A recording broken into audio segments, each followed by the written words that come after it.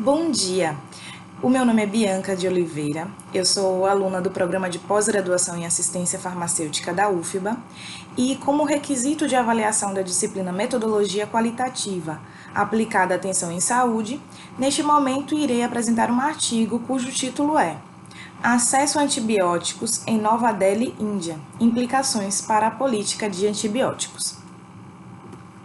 Este artigo foi publicado no ano de 2013 no Jornal de Política Farmacêutica e Prática e foi desenvolvido por duas autoras. Bem, o fenômeno estudado nesta pesquisa é o acesso a antibióticos, tanto no setor público quanto no setor privado, em Nova Delhi, capital da Índia.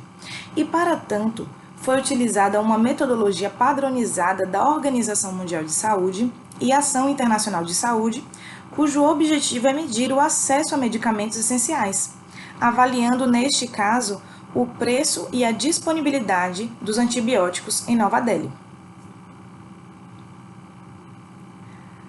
Para este estudo, foram considerados os 3 principais prestadores de atenção à saúde do setor público, que são eles: o Governo Central, a Direção dos Serviços de Saúde do Governo de Delhi e a Corporação Municipal de Delhi. E cada um desses provedores, eles têm os seus próprios sistemas de aquisição e compra. Bem, já o setor privado, ele foi dividido em farmácias de varejo e farmácias de cadeia de varejo. Com relação à amostragem, todos os 8 distritos de Delhi participaram da pesquisa, e em cada um desses distritos foram selecionadas 5 instalações, como inclusive a gente pode verificar nesta tabela, onde nós vemos os 8 distritos de Delhi e percebemos que existem apenas 3 instalações do governo central, que foram selecionadas nos distritos Central e Sul, e 5 instalações de cada distrito dos prestadores do governo e município, assim como 5 instalações de cada distrito para cada categoria de farmácias, totalizando 80 farmácias e 83 instalações do setor público. Esta metodologia da Organização Mundial de Saúde identifica 30 medicamentos principais, sendo que 14 deles são considerados essenciais, que são esses medicamentos relacionados com a carga global de doenças, e 16 são específicos justamente para a região do Sudeste Asiático.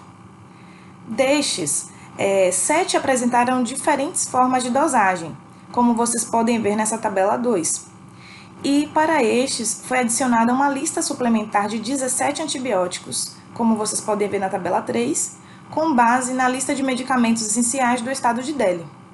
E além disso, outros 8 antibióticos de alto nível foram pesquisados em instituições públicas de atenção secundária e terciária e em farmácias do setor privado. E esta lista encontra-se no rodapé da tabela 3, como vocês podem perceber. Só uma observação que no setor privado foram avaliados os medicamentos de marca original, os genéricos de maior e menor preço. Mas no setor público ele só tem uma versão, que seria o genérico de menor preço. Então apenas ele entraria na pesquisa. Eu também queria fazer uma outra observação. É que todos os medicamentos fabricados na Índia, eles são versões genéricas, né? Porém, todos eles carregam uma marca e um nome comercial, que lembram um pouquinho os similares daqui. Essa pesquisa foi realizada de julho a outubro de 2011 e os coletores de dados foram treinados para fazerem as visitas às instalações com um formulário padronizado, registrando o preço e a disponibilidade de cada antibiótico. Os preços unitários desses medicamentos foram inseridos em planilhas do Excel com entrada dupla, verificação automática e análise automatizada. E para facilitar as comparações internacionais, os preços foram expressos como a razão do preço médio.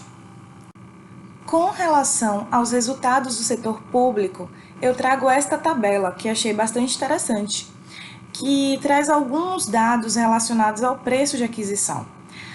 Nela a gente pode ver que alguns antibióticos tiveram uma grande variação nos preços de aquisição, a depender da agência que está fazendo aquela compra.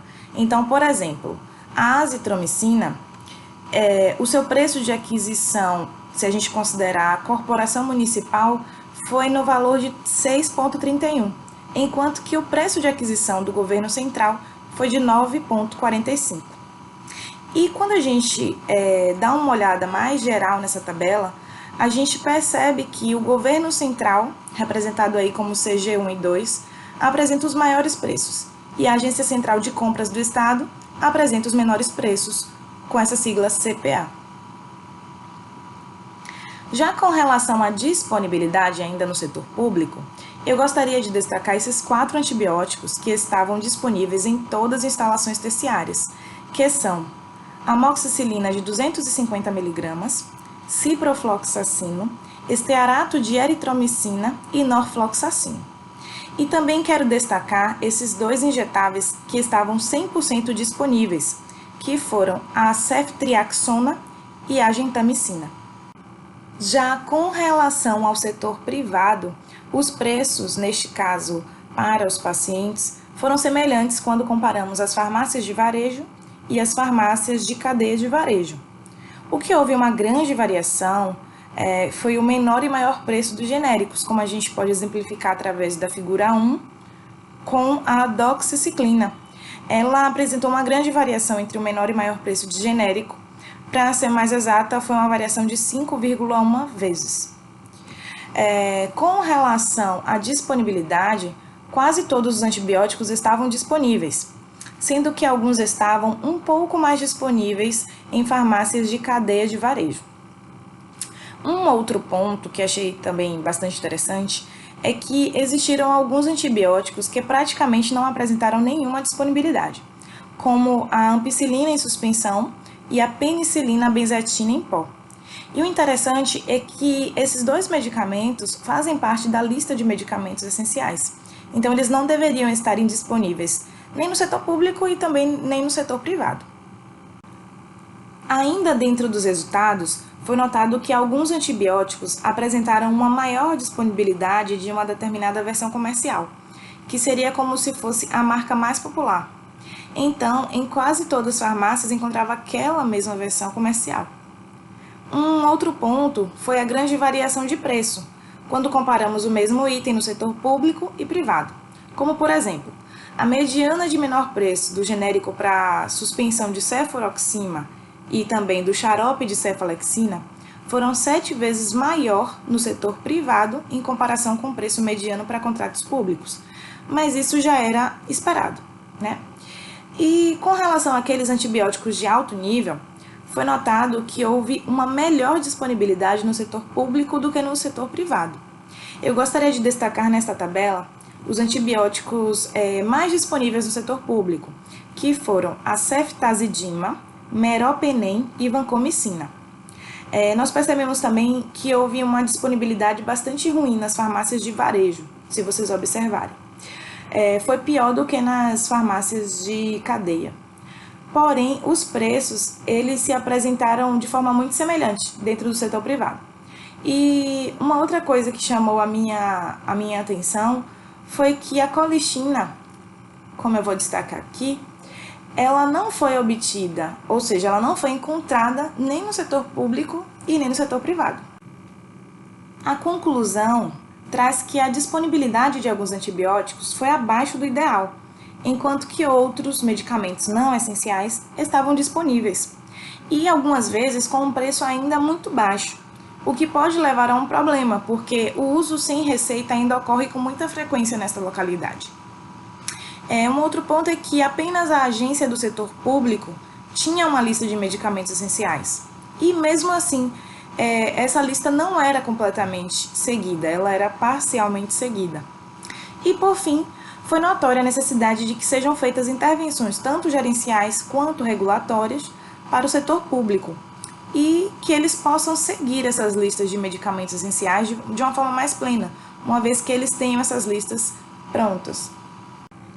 Então, o primeiro ponto que acho importante nesta pesquisa é a questão da resistência antimicrobiana. Porque a resistência antimicrobiana ela está aumentando rapidamente e a nível mundial. E um dos motivos é o excesso de prescrição, um outro motivo é o uso desnecessário, erro de prescrição, falta de adesão e muitos outros motivos que acabam levando ao uso inadequado desses antibióticos e, consequentemente, a resistência antimicrobiana acaba acontecendo. Porém, para este trabalho, eu quero destacar a questão da disponibilidade, porque a gente percebe que quando a disponibilidade ela está inadequada, o uso também acaba sendo muitas vezes inadequado, né? Um segundo ponto que eu achei também importante é que é necessário que exista uma política de antibióticos que garanta uma seleção crítica e também o uso apropriado desses antibióticos. Então, esta pesquisa também já dá um incentivo a esta questão. E o terceiro ponto é a ausência de literatura disponível na Índia sobre o acesso, sobre a disponibilidade e também o preço de antibióticos, tanto no setor público quanto no setor privado. Eu queria também fazer uma pequena observação, na verdade uma curiosidade, é que os farmacêuticos na Índia, eles prescrevem e dispensam antibióticos para algumas condições, né, como por exemplo diarreia e dor de garganta. Então, e o próprio artigo traz que eles estão ainda desenvolvendo, melhorando e crescendo nesse quesito de regulamentação de antibióticos, né? Bem, com relação aos aspectos éticos, a aprovação ética ela foi obtida por um instituto da Universidade de Delhi, na Índia, e a permissão para a coleta de dados ela foi obtida do Departamento de Saúde, dos Serviços de Saúde da Diretoria do Governo de Delhi, da Corporação Municipal de Delhi e do Ministério da Saúde e Bem-Estar Familiar do Governo da Índia. Com relação às novas possibilidades, eu trago que elas seriam, primeiro, o desenvolvimento de mais pesquisas sobre o assunto, visto que há uma escassez de informações, né, dessa natureza, a criação de uma política relacionada aos antibióticos que aumente a proteção tanto individual quanto coletiva, né, da população, e também uma implementação e adaptação da lista de medicamentos essenciais que já existe, e também levando em consideração os diferentes níveis de cuidado, então talvez até a criação de outras listas, né? Cada uma focada nos diferentes níveis de cuidado. Então, basicamente é isso. Eu espero que a apresentação tenha sido clara, quero agradecer a vocês, e agora vamos iniciar a discussão no fórum.